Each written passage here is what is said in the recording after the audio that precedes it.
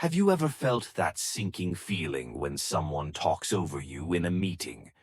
Or maybe you've experienced that friend who constantly dismisses your opinions? We've all been there. And if you're watching this video, chances are you're dealing with someone who just doesn't give you the respect you deserve. But here's the thing. What if I told you that the way you handle disrespect could completely transform your relationships and, more importantly, your self-worth? Stay with me, because I'm about to share 5 powerful strategies that not only command respect, but might actually surprise you. Hey there, welcome back to the channel. Today we're diving deep into something that affects all of us, but nobody really talks about: dealing with people who don't respect you. And trust me, by the end of this video, you'll have a completely new perspective on handling disrespect. But before we jump in, here's something crucial to remember. This isn't about changing others. It's about empowering yourself. Let that sink in for a moment. Strategy number 1. Set clear, unshakable boundaries. The first strategy might seem obvious, but there's a twist most people miss. Setting boundaries isn't just about saying no. It's about understanding your own worth first. Picture this. You're at work and a colleague constantly interrupts you during meetings. Instead of silently fuming, try this powerful approach. I appreciate your enthusiasm, but I'd like to finish my point first. Notice how this response is both firm and professional. Here's the psychology behind it. When you establish boundaries with confidence rather than anger, you're not just stopping disrespect. You're teaching others how to treat you. It's like installing a security system for your self-respect. Another key element to boundaries is consistency. You can't set a boundary once and expect it to stick. Think of it as maintaining a garden. It requires regular care and reinforcement. The more consistent you are, the more others will learn to respect your limits. Strategy number 2. The mirror technique. Now, this second strategy is something I discovered through years of personal experience, and it's absolutely game-changing. I call it the mirror technique. When someone shows disrespect, mirror their behavior back to them. Not in a petty way, but in a way that makes them self-aware. For example, if someone constantly interrupts you, wait for them to finish, then say, "I noticed you had a lot to say while I was speaking. It made me wonder if I do the same thing sometimes. How would you feel if I interrupted you that way?" This approach does 2 powerful things. It makes the other person aware of their behavior without direct confrontation, and it opens up a dialogue about mutual respect. It's like holding up a mirror to their actions, but with empathy instead of judgment. For added impact, pair this technique with reflective listening. Acknowledge their perspective, then gently point out how their behavior affects you. This combination not only diffuses tension, but also builds understanding. Strategy number 3. The power of strategic distance. Here's where things get interesting. Most people will tell you to cut toxic people out of your life immediately. But let's be real, sometimes that's not practical, especially in professional settings or family situations.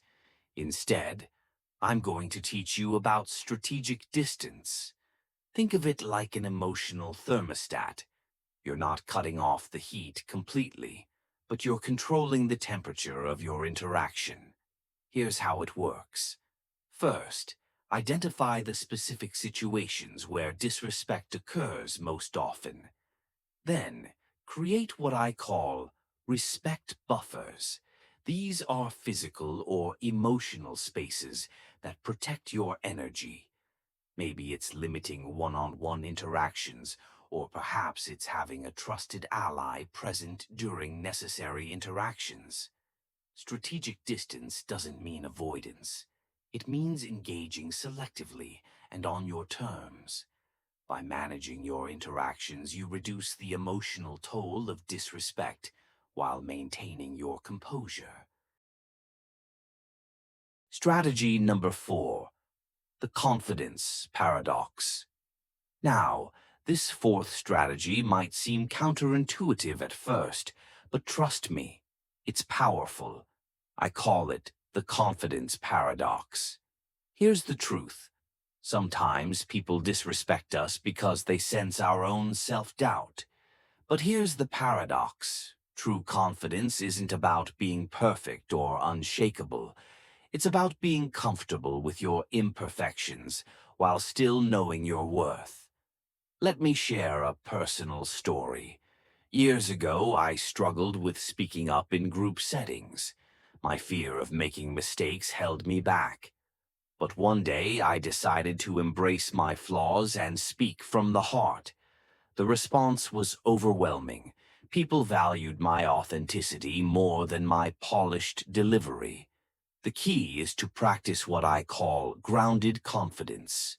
This means acknowledging your weaknesses without shame, celebrating your strengths without arrogance, standing firm in your values without being rigid. Remember, confidence is contagious. When you believe in yourself, others are more likely to believe in you too. Strategy number 5. The respect ripple effect. This final strategy is perhaps the most powerful of all, but it's often overlooked. I call it the respect ripple effect. Here's the fascinating thing about respect. It creates a ripple effect in all your relationships. When you start treating yourself with unwavering respect, something magical happens. Others begin to mirror that behavior back to you. Think of it like this. Your self-respect is like a powerful lighthouse. It not only guides you, but also shows others how to navigate their relationship with you. To amplify this ripple effect, surround yourself with people who uplift and respect you. Positive relationships reinforce your self-worth and make it easier to handle disrespect when it arises. Now, let's talk about putting these strategies into action. Here's what I want you to do right after this video. 1. Choose one situation where you're currently experiencing disrespect. 2. Apply the strategy that resonates most with you. 3. Document the changes you notice, both in yourself and others.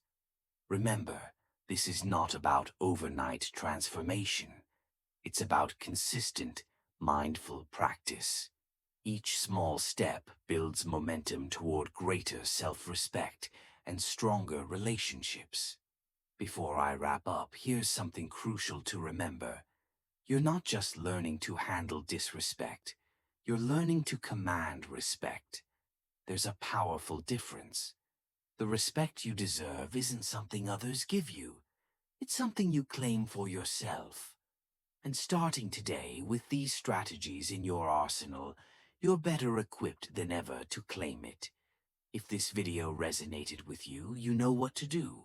Hit that like button and subscribe for more content that transforms your relationships and your life.